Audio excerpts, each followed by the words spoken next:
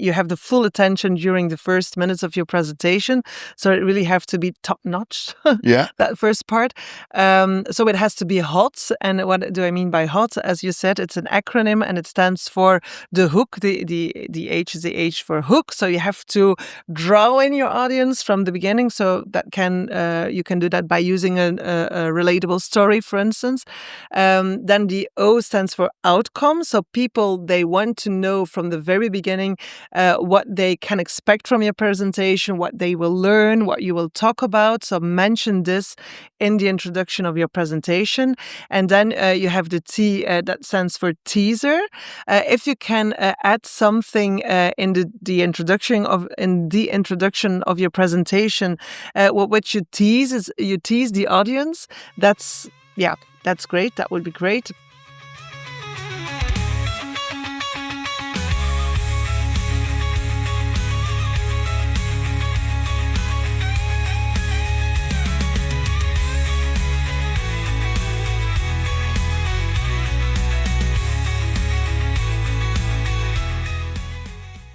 Hello, Elke.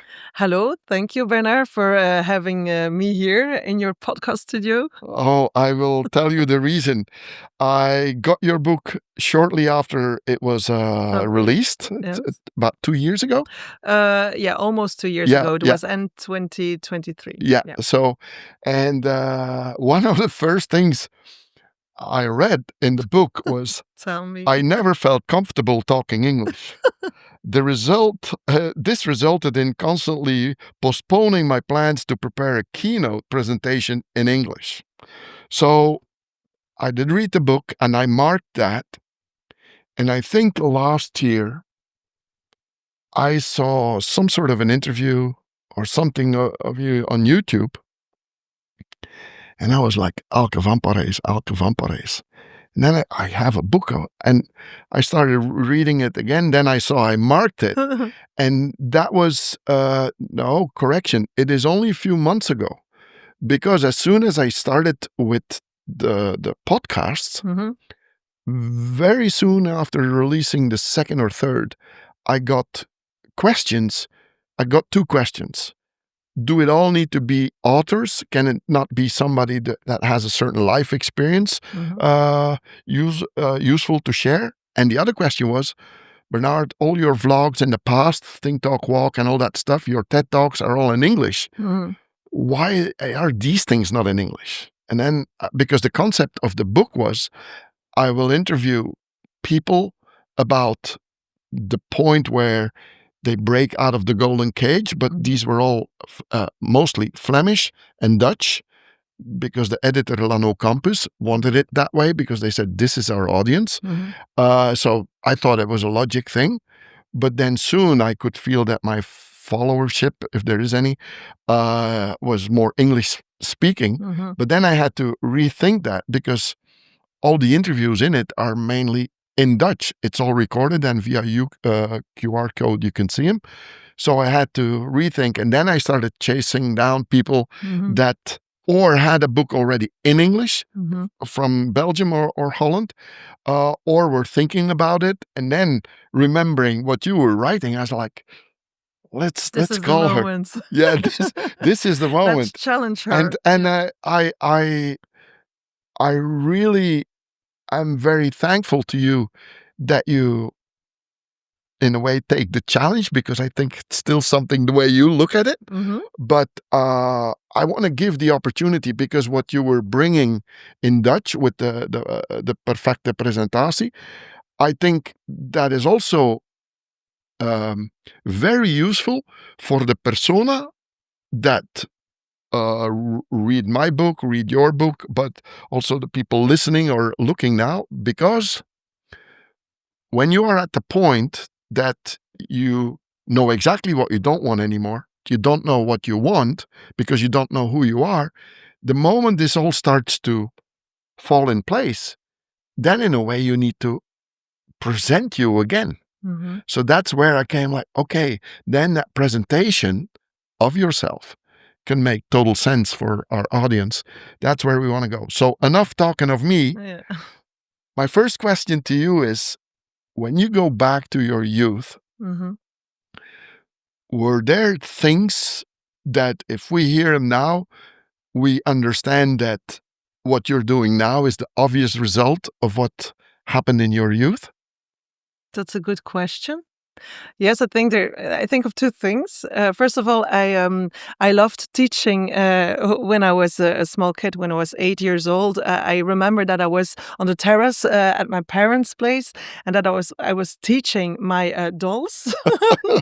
So that was something that I did a lot when I was a kid. And another thing, yeah, my mother, she always worked. For a fashion shop, yeah. So she always, yeah, her whole life long, she designed and she made wedding dresses, but very expensive wedding dresses.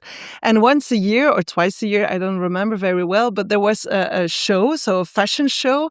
And me as a little kid, I had a privilege to accompany her and to watch the show and to be behind the scenes. Okay. And I know, yeah, you will certainly remember, how was she called? Tante Teddy? Yeah.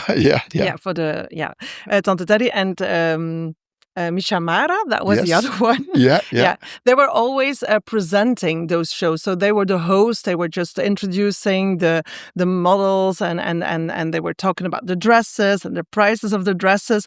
And I remember that each time I was so jealous about the job they were doing. I was really admiring them and was saying, oh my gosh, that must be a great job to do. So presenting, being on stage, being a relevant part of the show, not the main part, but a relevant part of the show.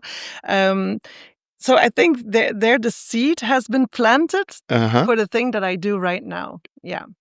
Okay. I think spontaneously about those two. Yeah. It's your things. life.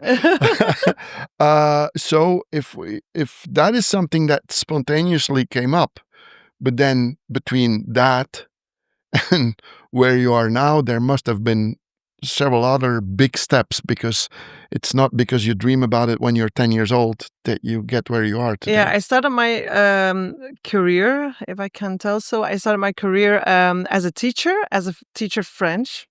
So In Belgium? if we could do this interview in French, that would feel more comfortable.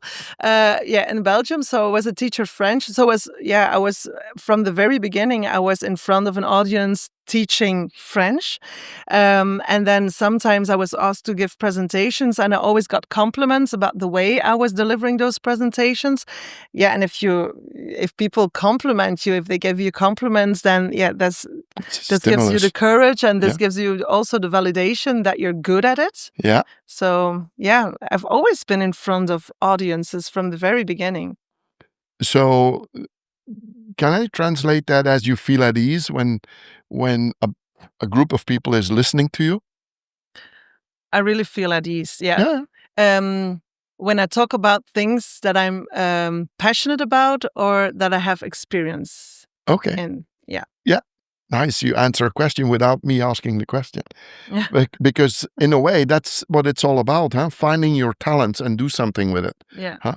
So, but can you give us a little more insight? Because you were a teacher. So what type of schooling did you get to become that type of teacher?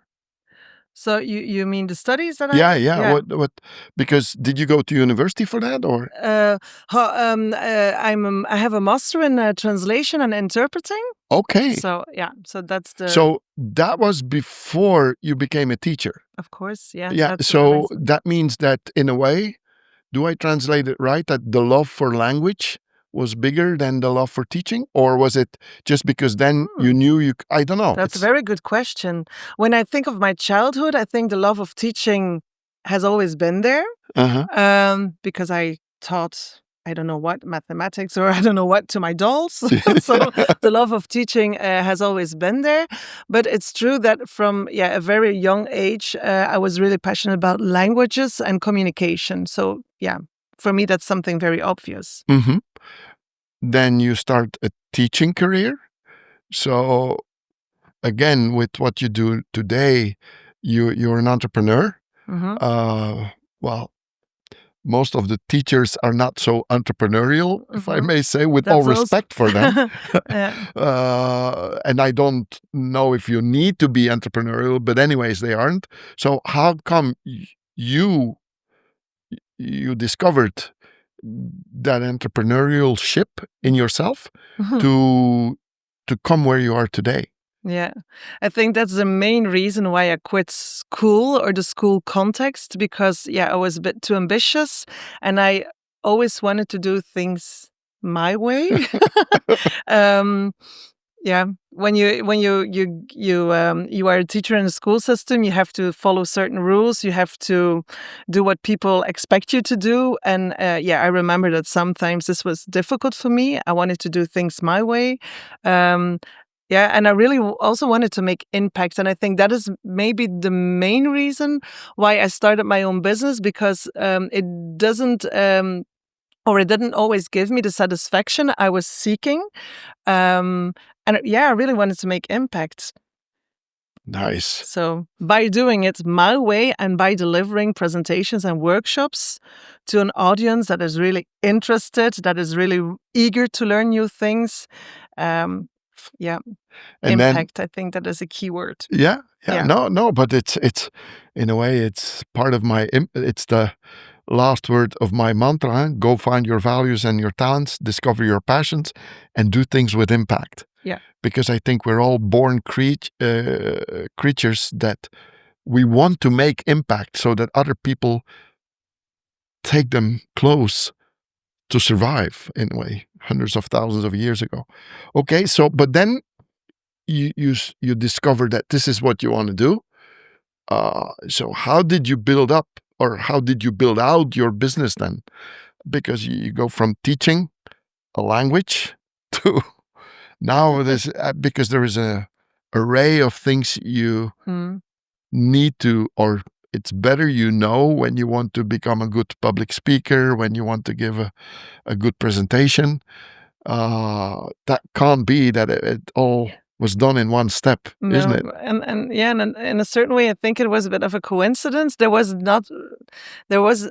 a huge plan from the beginning. I just started delivering presentations, delivering workshops, and I got great feedback from my clients. And then I got a lot of work, and then I asked other people to join my business. And okay, that's the way it grew. It's a natural growth. It's natural, organic, growth. Yeah. There wasn't a big business plan from the start. No. Just go. No, it was a gut feeling that I had to do this. Yeah. But there wasn't a big plan. No. Yeah. And then that drive got you to where you are now, where now I think you also need to play another role, which is managing your business. Mm-hmm. How does that feel as such a great creator, that some moments of the day you need to manage other people? Does that work very well?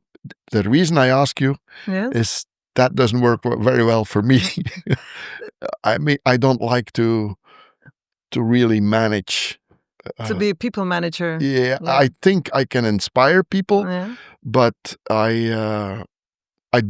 to me that is boring. Yeah. Not inspiring people, managing people. Managing people, being a people manager. Yeah. Oh, well, being a business manager. Mm-hmm. To me, that is, because I think it goes wrong a lot of times in companies when we hear about all kinds of wrong leaderships, toxic and others.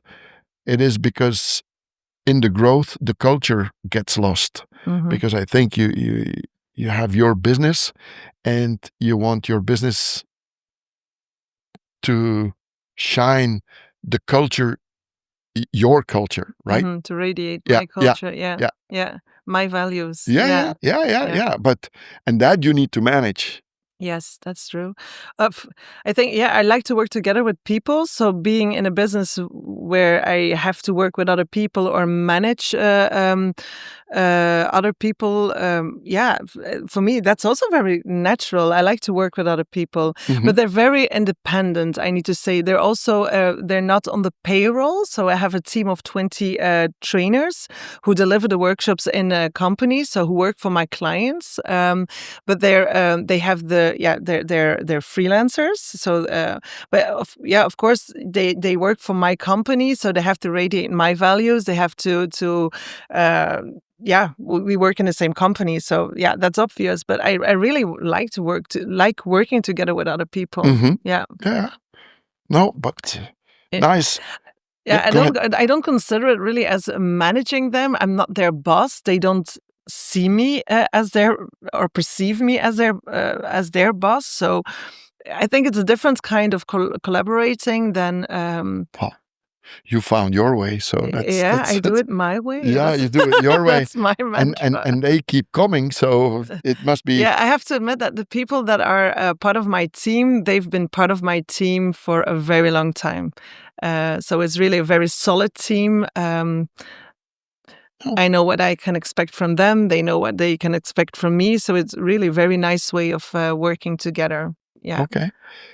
So then, at some day, you start thinking about putting all this experience into a book, or how do I need to see that? How did that start or grow? Yeah, I don't know, but that was something that was already on my wish list for a very long time. I published my first book in 2019 because Okay. the first book was about delivering workshops. It was also published by Lano Campus. It was something I really wanted to do for a very long time. And then, the second book, it's not completely the same team. It's about delivering presentations, and that was published, almost 2 years ago in 2023. Yeah. And how many in what a period did you get from idea to publishing the book? It's different for the two books because for the first book I worked together with a writer coach. Copywriter. I wrote it myself, but I was coached by Laurence Verwee. Oh yeah, You know her name? Okay, a very nice person, and she helped me because I didn't know anything about the whole worlds of publishing and publishers. So she introduced me by Lano Campus, and she also taught me how to structure my book. So I had the idea, but it's just like a presentation. A good presentation has a good structure. So this is the beginning of a good presentation or the basis of a good presentation. And it also applies on writing books. So for a book, you need a good backbone, a good structure. And she helped me to find or to determine that structure. So I really, for me, that was a relief. The fact that there was a writer coach. And that she introduced me by Lano Campus. For the second book, so the first book took a bit more time than the second one. The second book, I had this idea and the structure was there from one day to another. It was really, it was crystal clear for me that I wanted to write about those 4 topics. So it's about performing, delivering your presentation. So it's about body language. The second part is about storytelling. So I'm really a big fan of storytelling. The third part is about creativity or adding creativity into your presentation. And then the fourth part is about the timeline or the structure of your presentation. So for me, the fact that I wanted to write about those 4 things was very crystal clear from the beginning. And once your structure is there, then the writing is very easy. So I think I wrote my book in I think 4 months or 5 months, and it was ready. Okay. Yeah. Yeah. I was really in a flow when I was writing it. It was there. The content was there. I knew exactly what I wanted to write in the book. So it was a very easy process. And I delivered I handed my script to Lano Campus, and they were enthusiastic immediately. So it was a very easy process. Wow. That easy that it made me doubt myself at a certain point. Oh, yeah. I was thinking, okay, didn't I write too fast? Yeah. Is everything in it that I want? No. I think this has to do with the Flemish mentality. We think if there was no blood, sweat, and tears involved, that it's not good. It will not be good. Yeah. So that's also why we don't see the talents of ourselves, huh? Because a talent that makes things go easy. Yeah. But we think it needs to be hard. There needs to be a lot of sweat before to it be can successful. Be good. Yeah, that's really what the thought that we all have. that I had at that moment. Yeah. You said already the 4 parts. So what I did obviously read the book, and then I got some points out of every part of your book. So the first part is presenting and performing, and then what got me out of there, my attention, is the 3 myths, which I totally agree, because you're one of the first bringing them, that it's not if you look at the pizza and the percentages, but it's the reason is the incongruence. What is a lot of times not even said. That so you have the importance of the body language. Yeah, then you're talking about Mehrabian. yeah. So you have the pizza with the 3 parts, and the smaller part is in a way the spoken language. Yeah, the verbal communication. The verbal communication, exactly right. These are the words. And then, but that doesn't mean in normal saying that it's only that percentage that is important. It is when the entire message lacks incongruence. Yes. Does that make sense? And especially when talking about emotion. So the myth I want to how do you say it? I want to demystify. Or Yeah. No, that's exactly. not the That's right a good word. Yeah.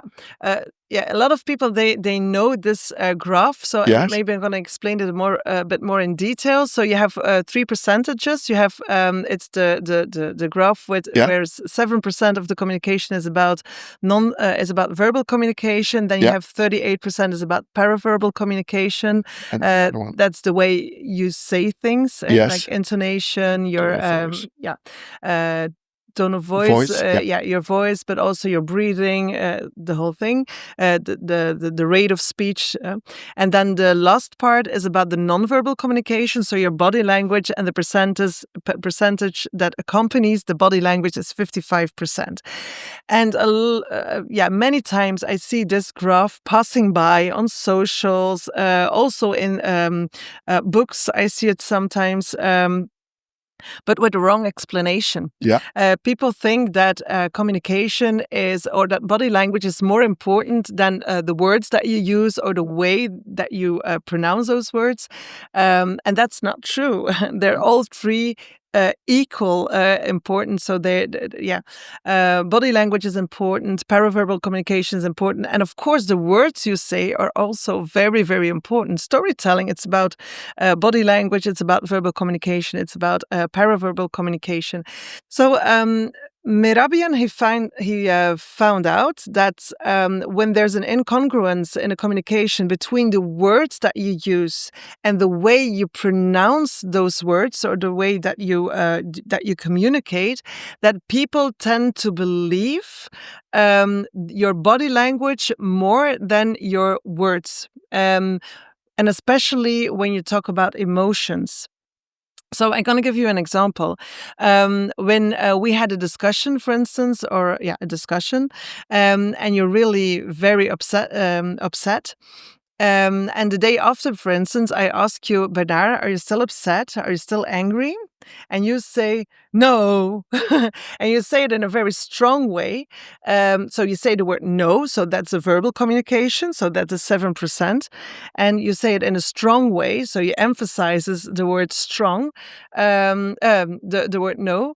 This is a paraverbal communication. And then the nonverbal communication, maybe, you're going to cross your arms, or you're going to, do something with your face. Your facial expression tells me that you're still angry. So this is where the research comes in. And Mehrabian, he says, okay, people, they will believe your body language more than the word no, than the verbal communication. And that's the only context in which you can use these percentages and correct these interpret these percentages in the right way. But when it comes to normal communication, they're all 3 equal important. Yes. So body language is important, very important. The paraverbal communication is very important. And the words you use, of course, are also very important. Yeah. Yeah, but it's very good because, as you mentioned, I barely ever read that it is about the incongruence. It's all about this the works. incongruence. Yes. Yeah. If In most of the cases, people use this graph completely wrong. Yeah. Yeah. With all respect for the good ones, but I think a lot try to make that a point of sales, like you need this very much, your body language, or because to me it the way you explain it in your book and now also makes sense about the fact that we all need to be authentic. But if you force yourself too much in that body language, then you're not authentic anymore, so people will not believe you then for that reason. No, but I think this is a very strong point of your book because it caught my attention, like, oh, that is the real reason. Yeah. So it's important that this misunderstanding is eliminated. Yeah, like I said. Okay. Then you, in that part, you also talk about a growth mindset. It's about believing people can develop their abilities. Okay. The famous Carol Dweck said that. And again, for me, I also like how you call acronyms. So in a way, my first one is a hero of your game, and game is the chain of actions with growth. So the G stands for growth. Yeah, G stands for growth. So that's where I'm such a firm believer in growth. And can you elaborate why for you that growth is so important in the part presenting and performing? Because it is, I think, about the learning part that makes you grow. Yeah. I don't know if you're if this is the answer that you're looking for, but I think a lot of people, they think, okay, delivering presentations, that's not my cup of tea. I'm not good at it. I'm bad at it. I'm even terrible at it. So no, I won't do it. But I believe that first of all, the most important ingredient of a good presentation is the passion you talk about your topic. So if you're passionate about something, that's the most important thing. And all the skills involved in delivering presentations or public speaking are learnable skills. You can learn them. You can learn how to conduct yourself when you are on stage. You can learn how to choose deliberately the right words, or the words that you need for your presentation.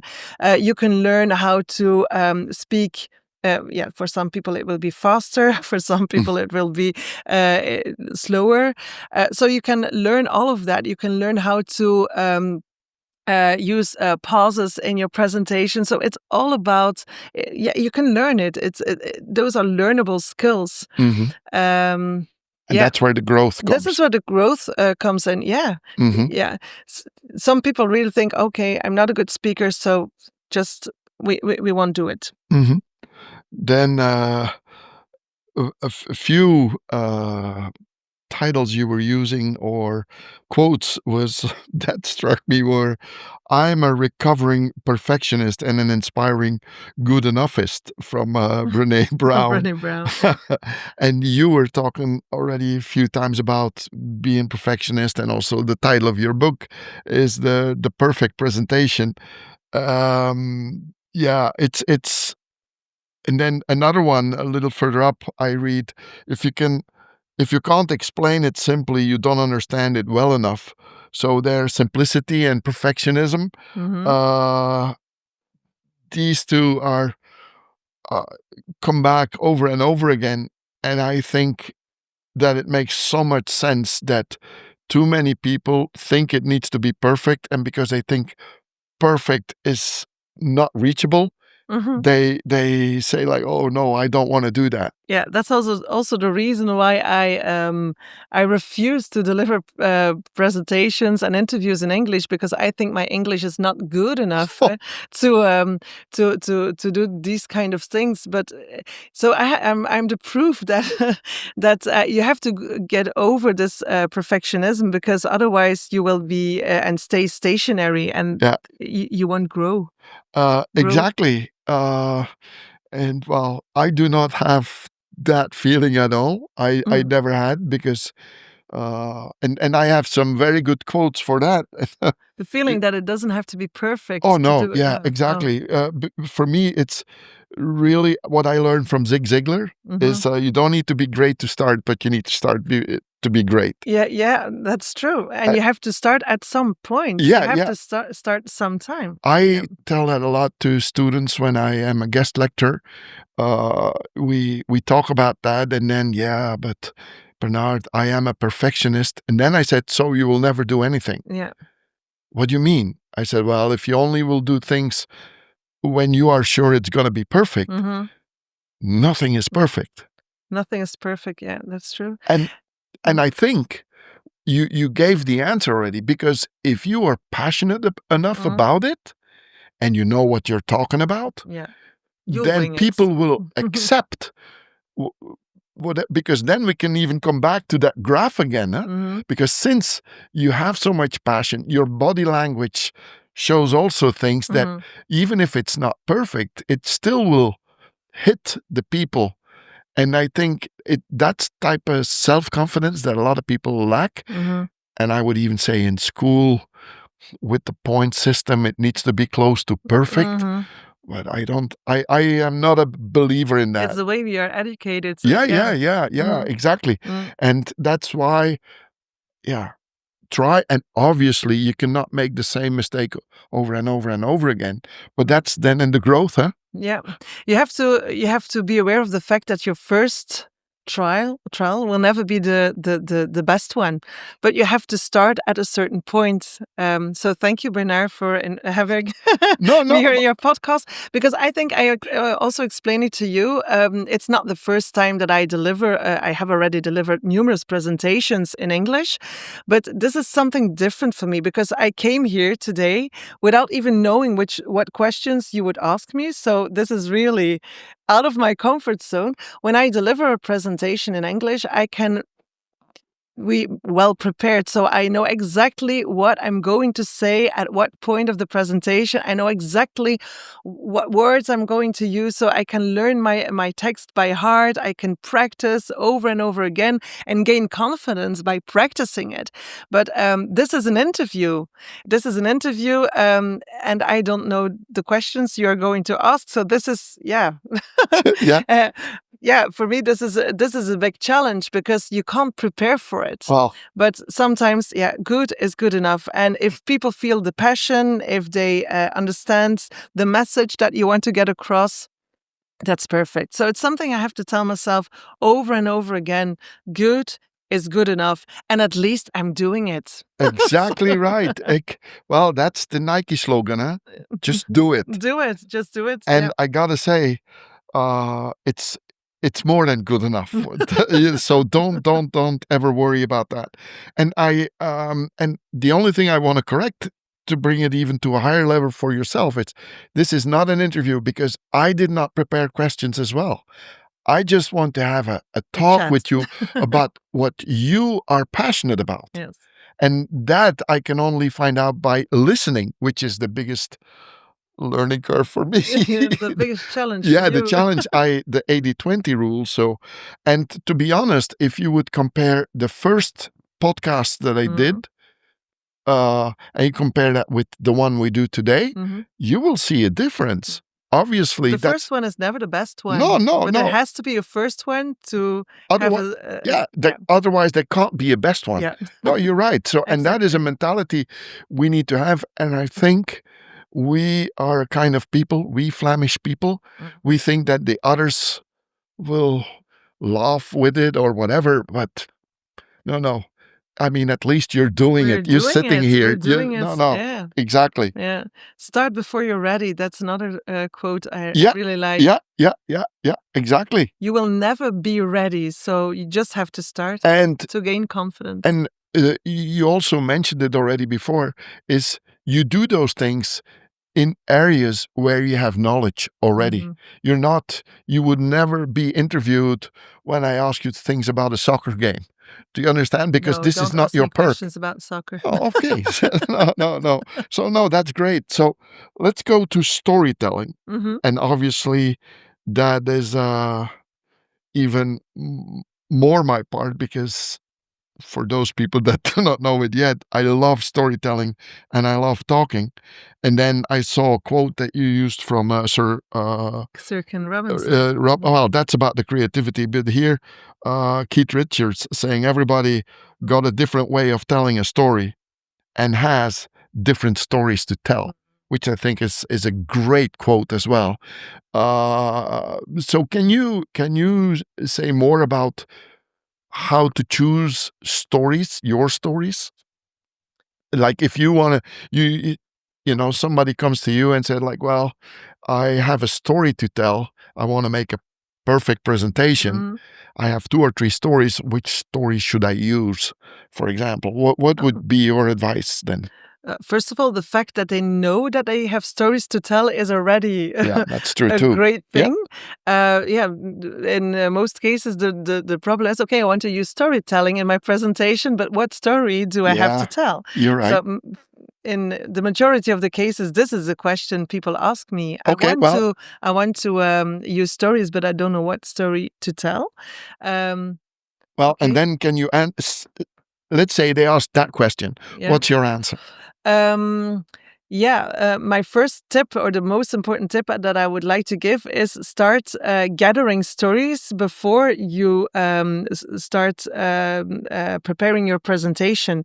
I call it story gathering. I don't know if it is a word that I have invented or if it is a word that already exists. I think it will already exist. Okay. But story gathering, for me, this is important. For instance, I use my cell phone and the photos in my cell phone to remember stories that I experienced in the past. So my cell phone is really my library for good stories. Yeah, that's maybe the most important tip I can give. And each time that you're touched by something, so that's another tip maybe that I can give. Maybe you can write it down in in a small book or in a Journal. journal. Everything when you're touched by something in a negative way or in a positive way, it means that maybe it contains an interesting story. Because there also, I think people, when they think about storytelling, they think about impressive stories, adventures that they have experienced. But the most valuable stories are about small things that happened in your life, but that really touched you, that struck you. Um, I'm gonna give you an example. A couple of months ago, and it was in May this year, I went to New York with some other female entrepreneurs. It was really a great experience. So, visiting in a city like New York is really a great way to gather stories. And I wrote down all the things that touched me during my trip or during my stay in New York. And really, I can tell you, I have a journal full of experiences, and it started with the day that we arrived in New York. And I used this story recently in one of my presentations, because I was really overwhelmed by the first 3 things that that captured my attention was the smell of wheat, the smell of sweat, and the smell of urine. Oh, disgusting. So my first impression about New York was really, you can see my body language, but it was not a positive one. Yeah. I was so overwhelmed. And so this is one of the first things that I wrote down on my journal. So this first impression about me being in New York. And then I thought, okay, how can I link this to my topic, to giving business presentations? So I was overwhelmed by the smell of Weed, wheat and urine. sweat and urine. Disgusting. How can I link this to delivering presentations? And the link is very obvious. When we give a presentation or when we deliver a presentation, or a lot of speakers, when they deliver a presentation, they overwhelm their audience. And that's always a negative experience. They start by giving a lot of details, a lot of information. They really give an overload of information. And for the people sitting in the audience, that's not the most positive experience. So I linked those two experiences. So first of all, there was something that happened in New York that touched me. And then the second step is, okay, how can I link this to my topic, delivering presentations? And the link was very easily found. Yeah. That's a very nice one. And entirely and immediately recognizable for your audience. Yes. So this is not a big adventure that I about me being in New York. It's just something that happened, but that touched me. So. But I have the same some sort of the same experiences, and I think in the beginning you think you need to bring overwhelming stories.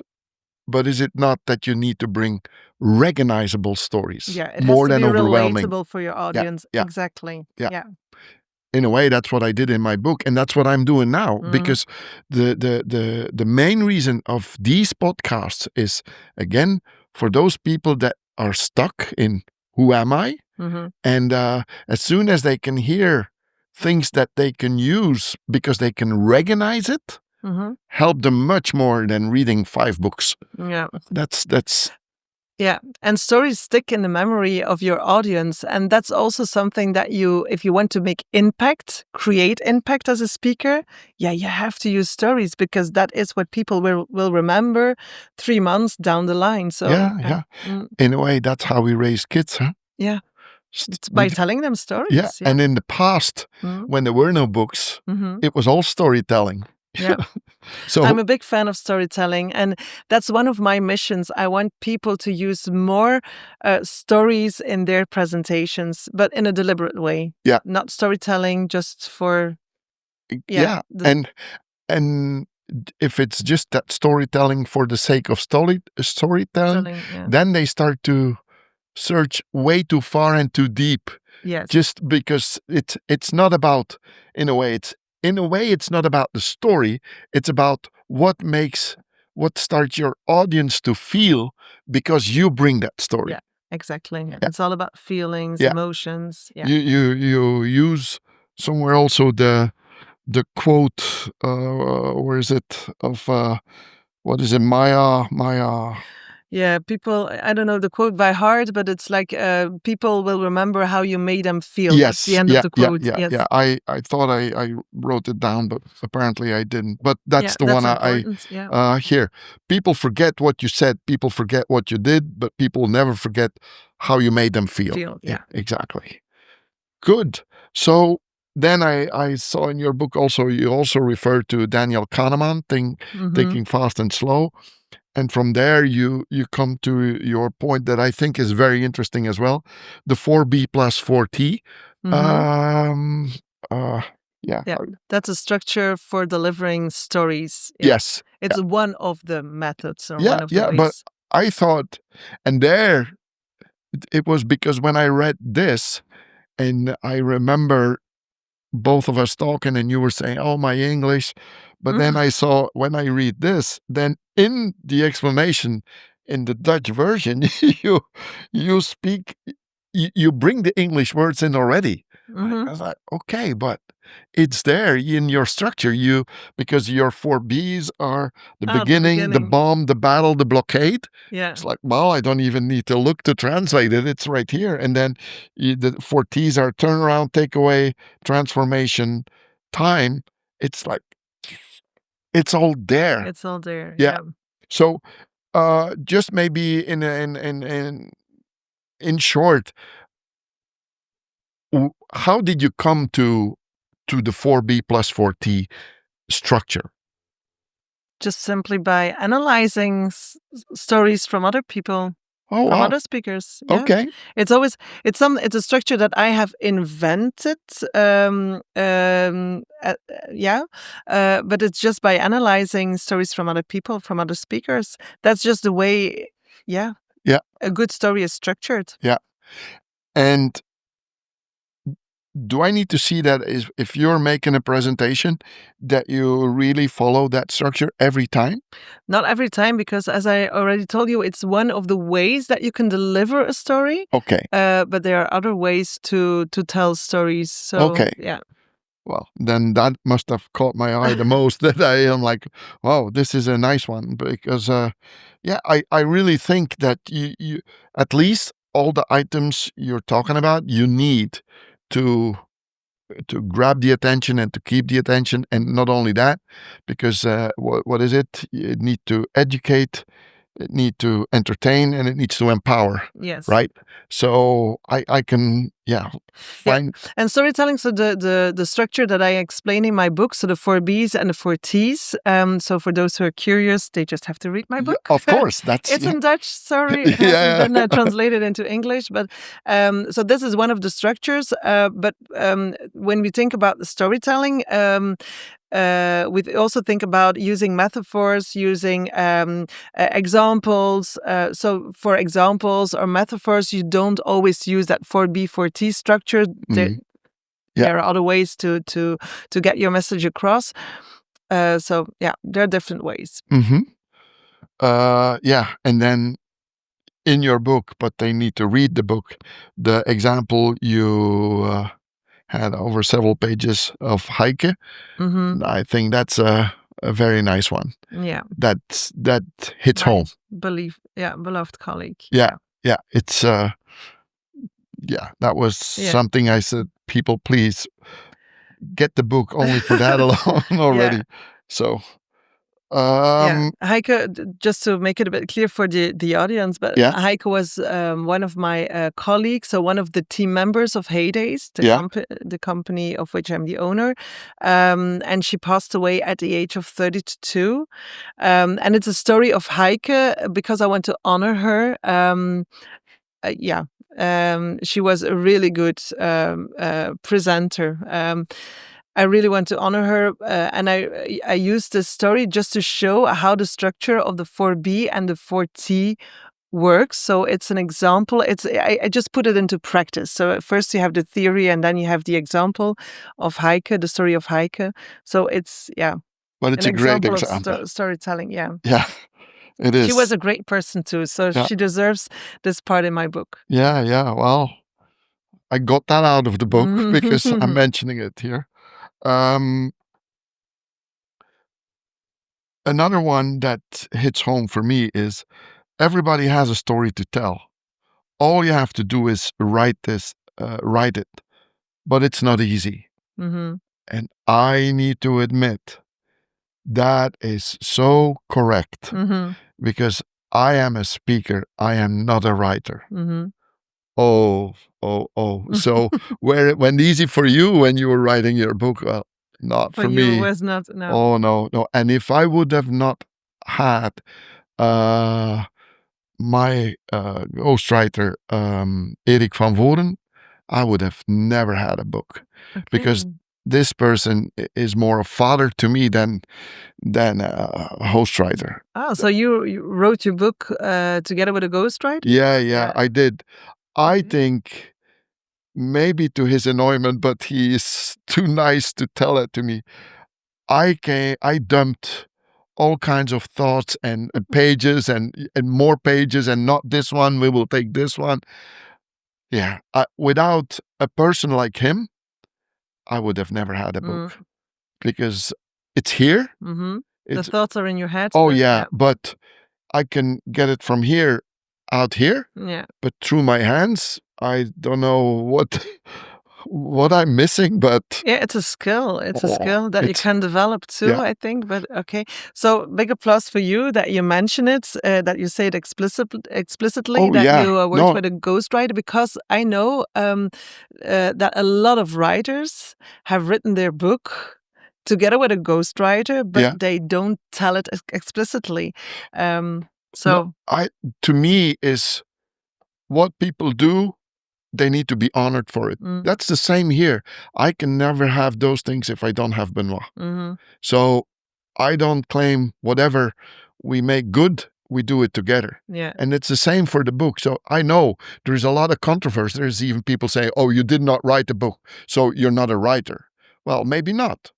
But that's then I'm okay. an author Yeah. because I want to bring my experiences Yeah. to inspire you. That's what I want to do. And now I'm doing it in a podcast. Yeah, you want to leave kind of a legacy. Yeah, That's also exactly. maybe one of the reasons why I've written my books. Uh-huh. Because you have ideas, you want to share them with other people, you want to inspire people, you want to teach the things that you have learned in the past. Yeah. So, yeah.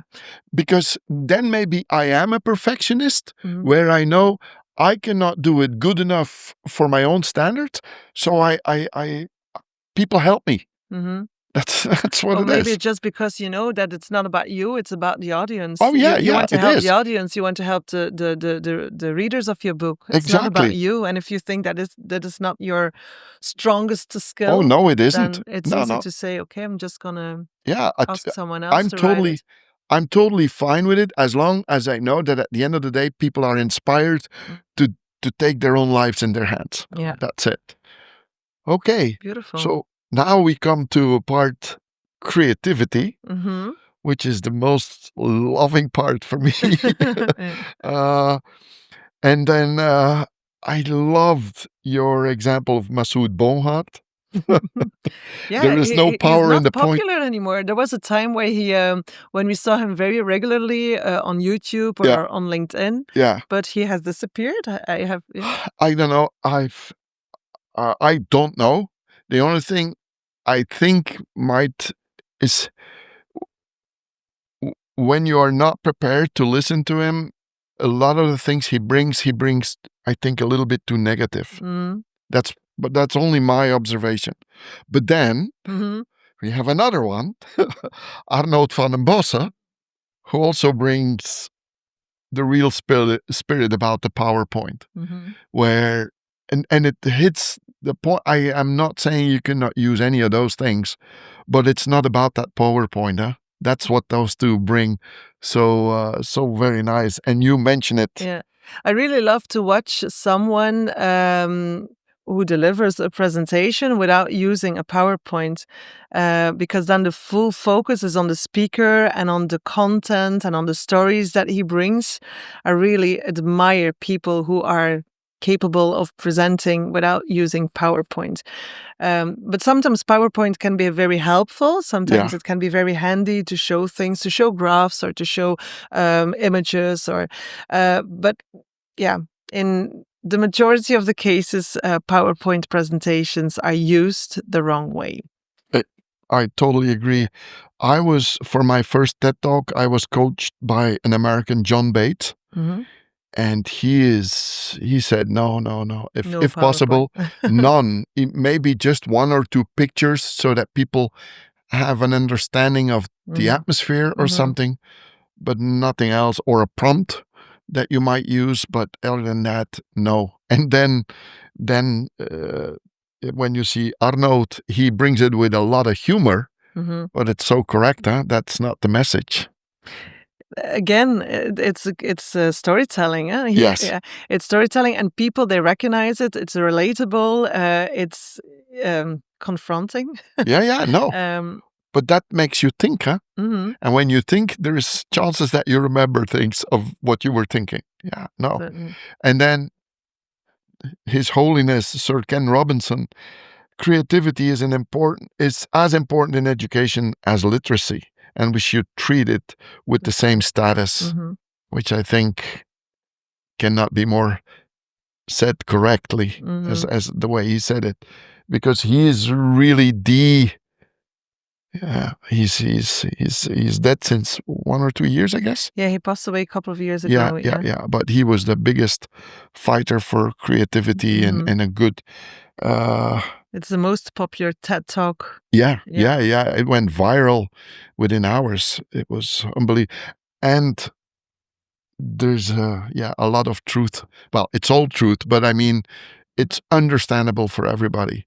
And the way he brings it is, for me, there's two people that I adore as a speaker. Mm-hmm. That's him and Nido Qubein. I don't know that last one. Yeah, Nido Qubein is, I think he is originally born in Jordany, so in the Middle East.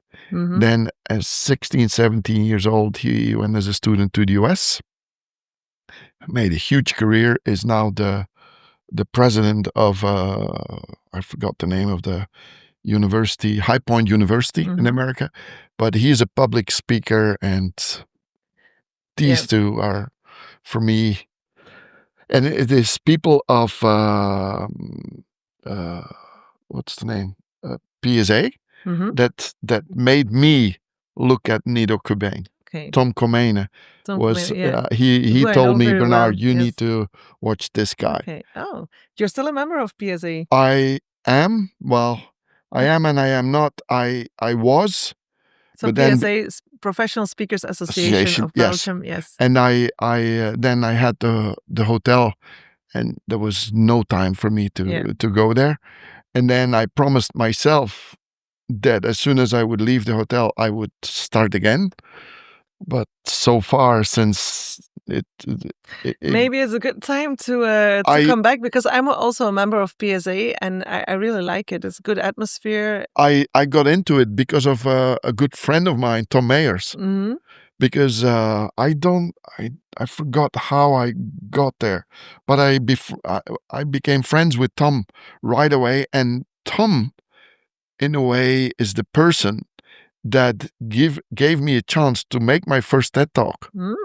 So I need to be thankful for my entire life, which I am. So that's my connection with PSA.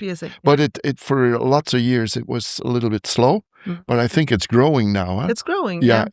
And more interesting people are coming. I should really. I'm one of the members. Yeah. So it is interesting. No, just joking. Yeah. Then if we talk a little bit about structure, then I liked that acronym, the HOT intro. Because in reverse, it's teaser and then outcome and hook. Can you explain that a little bit? I love it, but I think it is important for people to not only remember the hot intro, but also to remember the thinking behind it. The thinking behind it. Well, the first part of your presentation is the most important one, because then you just grab the attention from the audience, and you have the full attention during the first minutes of your presentation. So it really have to be top notch. Yeah. That first part. So it has to be hot. And what do I mean by hot? As you said, it's an acronym, and it stands for the hook. The H is the H for hook. So you have to draw in your audience from the beginning. So that you can do that by using a relatable story, for instance. Then the O stands for outcome. So people, they want to know from the very beginning what they can expect from your presentation, what they will learn, what you will talk about. So mention this in the introduction of your presentation. And then you have the T that stands for teaser. If you can add something in the introduction of your presentation, what you tease is you tease the audience. That's great. That would be great. A teaser, it can be a lot of things, but it's something which you make your audience curious, and that makes that your audience will sit on the edge of their seat and really wants to hear the presentation itself. So HOT stands for hook, outcome, and teaser. Yeah.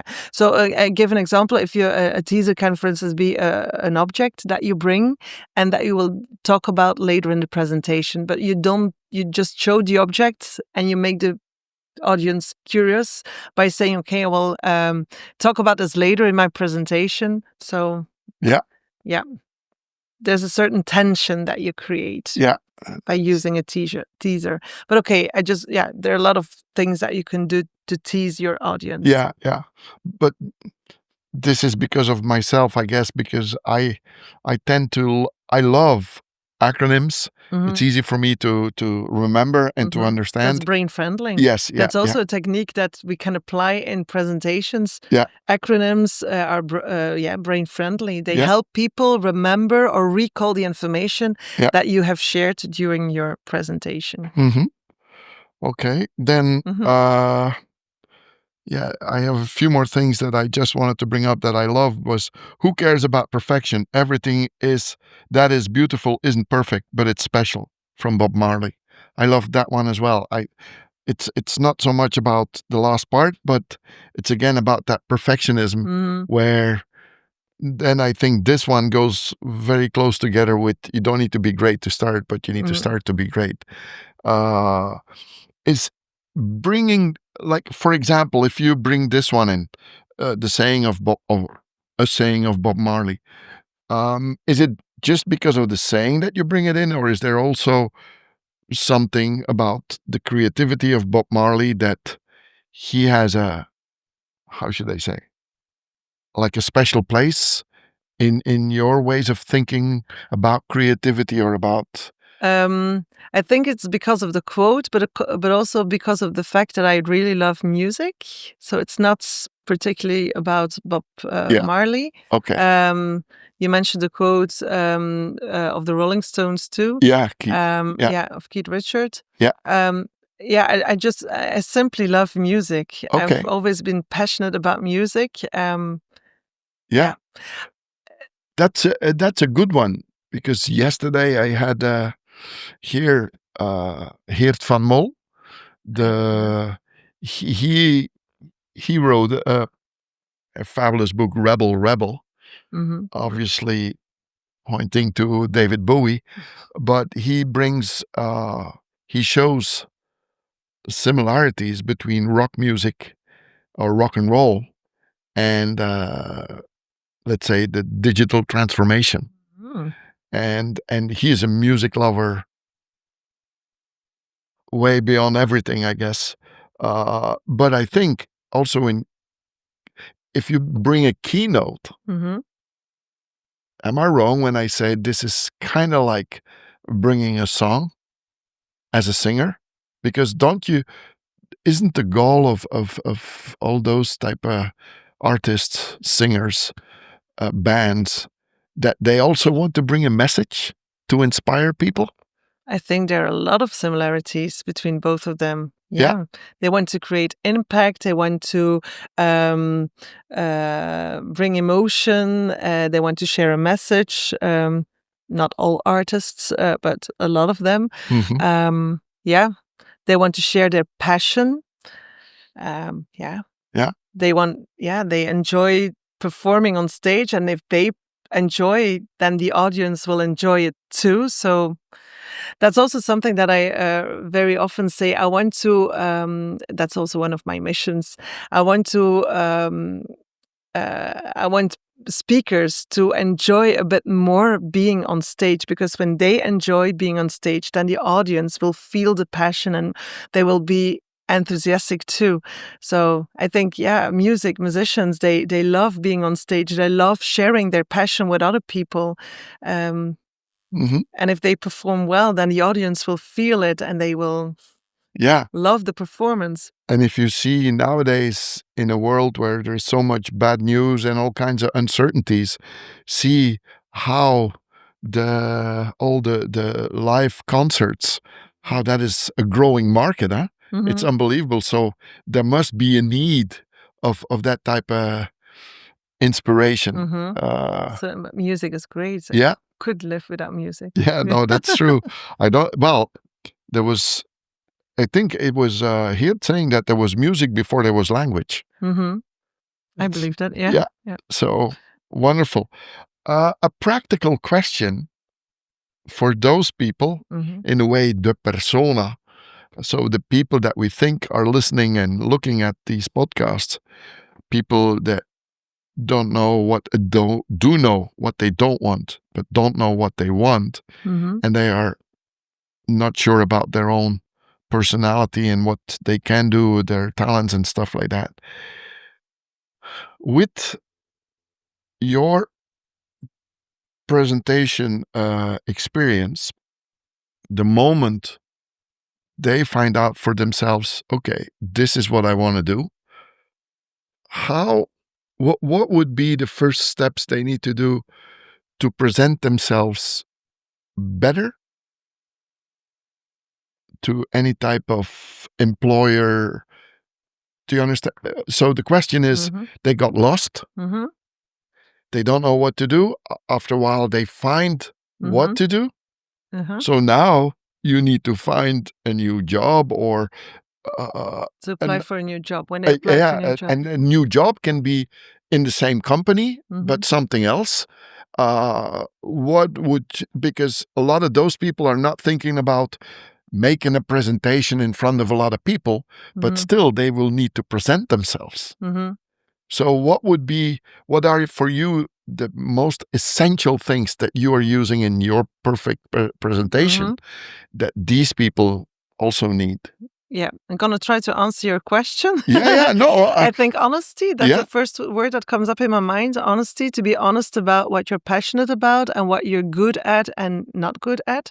Honesty, yeah. For a presentation, that's also true.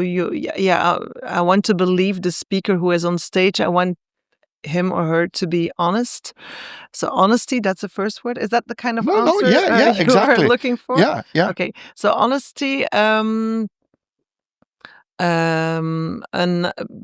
passion. Yeah, it's all about passion. Being authentic. But being authentic, for me, it has also to do with being honest. Honest, yeah.